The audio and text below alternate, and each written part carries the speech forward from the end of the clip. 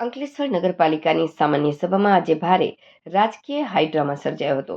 એક તરફ સત્તા પક્ષ દ્વારા 10 વિવિધ સમિતિઓની જાહેરાત કરીને હોદ્દાઓની લાવણી કરવામાં આવી હતી, તો બીજી તરફ વિપક્ષે પાલિકાના વહીવટમાં મોટું કૌભાંડ ચાલતું હોવાનો સણસણતો આક્ષેપ કરીને કાયદાના લીરે લીરા ઉડાવી દીધા હતા. વિપક્ષે સીધો આરોપ લગાવ્યો કે મિનિટ્સ બુક ગાયબ રાખીને પડદા પાછળ કરોડોના વહીવટના હિસાબો છુપાવવાનું મોટું ષડયંત્ર રમાઈ રહ્યું છે. નિયમ મુજબ સામાન્ય સભાના માત્ર 3 જ દિવસમાં તમામ સભ્યોને મિનિટ્સ બુક આપવાની ફરજિયાત છે, પરંતુ અહીં છેલ્લા કેટલાય સમયથી 3 મહિના સુધી આ સરકારી રેકોર્ડ દબાવી રાખવામાં આવે છે. આ પાછળ સરકારી કાગળો અને નિર્ણયો સાથે મોટી છેડછાડ કરવાનું કાવતરું રચી રહ્યું હોવાની શંકાથી પાલિકા આલમમાં ભૂકંપ આવી ગયો છે. કોંગ્રેસના સભ્યોએ આક્રોશ સાથે જણાવ્યું હતું કે નિયમ મુજબ સામાન્ય સભાના 3 જ દિવસમાં સભ્યોને મિનિટ્સ બુક આપવાની હોય છે, પરંતુ અહીં છેલ્લા કેટલાય સમયથી 3 મહિના સુધી આ બુક દબાવી રાખવામાં આવે છે. આટલો મોટો વિલંબ એ સાબિત કરે છે કે પાછળથી મિનિટ્સ બુકના સરકારી કાગળો અને નિર્ણયો સાથે મોટી છેડછાડ કરવામાં આવી રહી છે. વિપક્ષના આ સણસણતા આક્ષેપો અને ડેટા મેનિપ્યુલેશન શંકાને પાલિકા આલમમાં ભૂકંપ લાવી દીધો છે. આટલો મોટો હોબાળો મચ્યો હોવા છતાં સત્તાધારી પક્ષ તરફથી આ મામલે રહસ્ય મૌન સેવી લેવામાં આવ્યું છે. શાસકોના મૌનને કારણે વિપક્ષના આક્ષેપોમાં કેટલું સત્ય છે અને પડદા પાછળ શું રમત રમાઈ રહી છે તે તપાસનો વિષય બન્યો. વોર્ડ નંબર 6માં પ્રમુખ પદના પ્રબળ દાવેદાર ગણાતા નેતાની ચેરમેન પદમાંથી પણ બાદબાકી કરી દેવાતા કાર્યકરો સ્તબ્ધ છે. સતત બે ટર્મથી થઈ રહેલી બાદબાકીને કારણે સભ્યોમાં ભારે આક્રોશ છે. અંકલેશ્વર પાલિકામાં આદિવાસી સમાજની સંપૂર્ણ બાદબાકી કરી દેવામાં આવી છે. એક પણ પદ પર આદિવાસી નેતાની નિયમન ન કરતા આંતરિક વિખવાદ ચરમસીમાએ પહોંચ્યો છે. અંકલેશ્વર પાલિકામાં લાંબા સમયથી સંગઠન અને ધારાસભ્ય વચ્ચે ગજગરાહ ચાલી રહ્યો છે, પરંતુ આ સમિતિની વરણીમાં પુનઃ એકવાર સંગઠન ધારાસભ્ય પર ભારે પડ્યું છે. જોકે આ સત્તાની સાઠમારી અને આંતરિક વિખવાદને કારણે પાલિકાના સભ્યોમાં ભારે કચવાટ જોવા મળી રહ્યો છે. વિપક્ષના સણસણતા આરોપો અને શાસકોની આંતરિક નારાજગી આગામી દિવસોમાં મોટું તોફાન લાવે તેવા સંકેતો મળી રહ્યા છે. આજ રોજ અંકલેશ્વર નગરપાલિકાની પક્ષના નેતા દંડક સહિત વિવિધ કમિટીઓની રચના કરવામાં આવે છે. અંકલેશ્વર નગરપાલિકામાં જ્યારે પુનઃ ભારતીય જનતા પાર્ટીનું બોર્ડ સ્થાપિત થયું છે ત્યારે આજે એક વિવિધ કમિટીઓની એક પ્રક્રિયા હોય છે.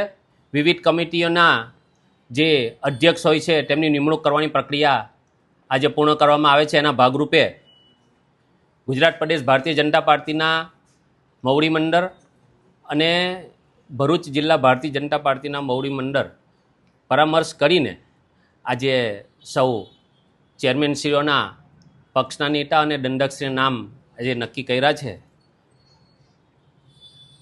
આજે નામની જાહેરાત થવાની છે. આ સૌ કાર્યકર્તાઓને જે પબ્લિકે ભારતીય જનતા પાર્ટી પર મૂકેલા વિશ્વાસ, આ વિશ્વાસને સંપાદન કરવા માટે આપણે જે કંઈક જવાબદારી મળે આ જવાબદારીને આપણે પરિપૂર્ણ કરીએ અને પબ્લિકે મૂકેલા વિશ્વાસને આપણે સંપાદન કરીશું એવી સૌ આજે જે કંઈક અધ્યક્ષ અને ચેરમેન જેઓ બનવાના છે તેમને ભારતીય જનતા પાર્ટી ભરૂચ જિલ્લા વતી શુભકામના પાઠવું છું. જે ચેરમેનો નક્કી થયા છે એમાં કારોબારી સમિતિમાં રાહુલભાઈ નાગજીભાઈ વામજા, માધ્યમિક શાળા સમિતિમાં શિલ્પાબેન કલ્પેશભાઈ સુરતી,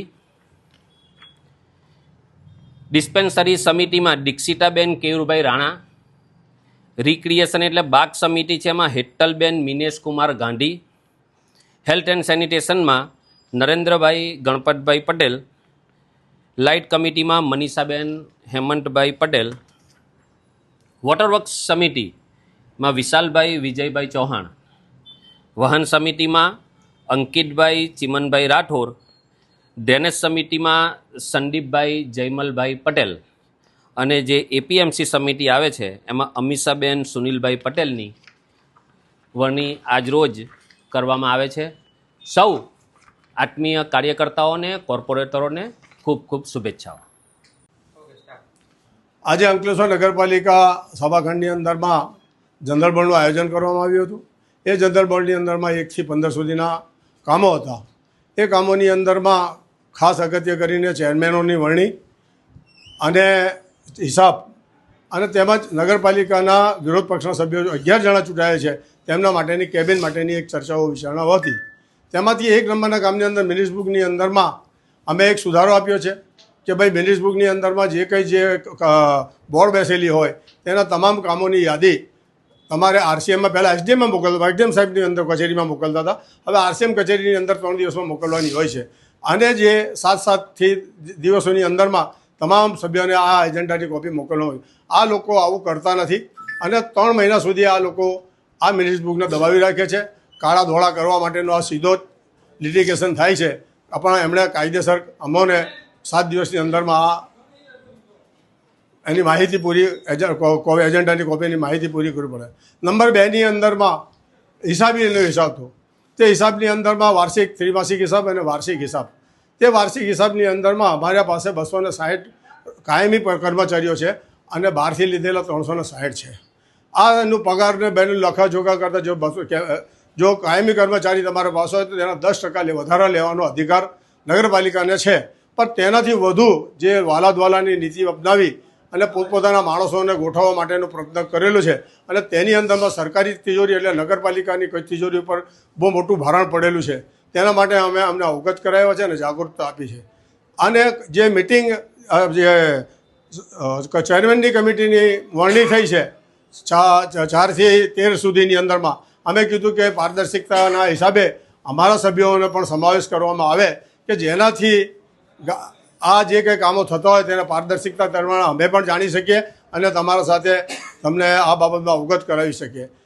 અને છેલ્લું કામ અમારું 15મું કામ કે જે 15મા કામની અંદરમાં અમને 11 જણા નગરપાલિકાના ચૂંટાયેલા સભ્યો છે તો તેમને કાયદેસરની એક કેબિન ફાળવવામાં આવે. જે ગામના હિતના જે કામો હોય તે અમને પણ આવીને મળી શકે. અમે બી ચૂંટાયેલા સભ્યો છીએ, અમે બી તમને જાગૃત કરી છે. ખોટું ખરું હોય તો અમને પણ રાખીએ. અને તેની અંદર 0 વર્ષમાં ચર્ચા કરતાં સુરતી ભાગાડી એરિયાની અંદરમાં હાલની ભયાનક જેવી પરિસ્થિતિ છે તેના માટે અમે એમને જાગૃત કર્યા છે. અને આખા અંકલેશ્વરની અંદરમાં ડેરેજોનો એટલો મોટો ત્રાસ વધી ગયો છે કે મચ્છર, મેલેરિયા, ટાઇફોઇડ અને એવા જેવા રોગોનો અવતાર થઈ રહ્યો છે અને એનાથી માણસો પરેશાન અને હેરાન છે. જોઈએ હવે અમારી મિનિટ્સ બુકો અને અમારા સુધારાઓને કેટલું અમલીકરણ થાય છે. અને અમારા નવા પ્રમુખ વરાયેલા છે એમને અમે જાગૃત કર્યા છે. કારણ કે અમે બી જાણીએ છીએ કે એમને સાંધાની સમજ નથી અને કેબિનેટની નોકરી મળેલી છે. જોઈએ કે આ રથ કેવી રીતે અંકલેશ્વરનું વિકાસનું રથ કેવી રીતે આ પૂરું પાડવા માગે છે કે ખાલી સુફિયાની વાતો કરીને બંધ કરશે. જય હિન્દ, જય ગરીબ ગુજરાત. આજ રોજ 17/7/2024ના રોજ સામાન્ય સભાની બેઠક કરવામાં આવી હતી. એના અનુસંધાને આજ રોજ ટોટલ 15 કામ મંજૂર કરવામાં આવ્યા. એમાં 14 કામ મંજૂર કરવામાં આવ્યા. એમાં 1 કામ દફતરે કરવામાં આવ્યું છે. આજ રોજ દરેક કમિટીની પણ નિમણૂક કરવામાં આવી આ બોર્ડમાં, જેમાં કારોબારી સમિતિ તરીકે રાહુલભાઈ વામજાને ચેરમેન તરીકે નિમણૂક કરવામાં આવી. માધ્યમિક શિક્ષણ સમિતિના ચેરમેન તરીકે શિલ્પાબેન સુરતીની વરણી કરવામાં આવી. ડિસ્પેન્સરી સમિતિમાં દીક્ષિતાબેન રાણા, રિક્રિએશન બાગ સમિતિમાં હેટલબેન મિનેશકુમાર ગાંધી, હેલ્થ એન્ડ સેનિટેશનમાં શ્રી નરેન્દ્રભાઈ ગણપતભાઈ પટેલ, લાઇટ કમિટીમાં શ્રી મનીષાબેન હેમંતભાઈ પટેલ, વોટર વર્ક્સમાં શ્રી વિશાલ વિજયભાઈ ચૌહાણ, વાહન કમિટીમાં શ્રી અંકિતભાઈ ચિમનભાઈ રાઠોડ, ડ્રેનેજ કમિટીમાં સંદીપભાઈ જમશેદભાઈ પટેલ અને એપીએમસી સમિતિમાં અમીષાબેન સુનિલભાઈ પટેલની નિમણૂક કરવામાં આવી છે.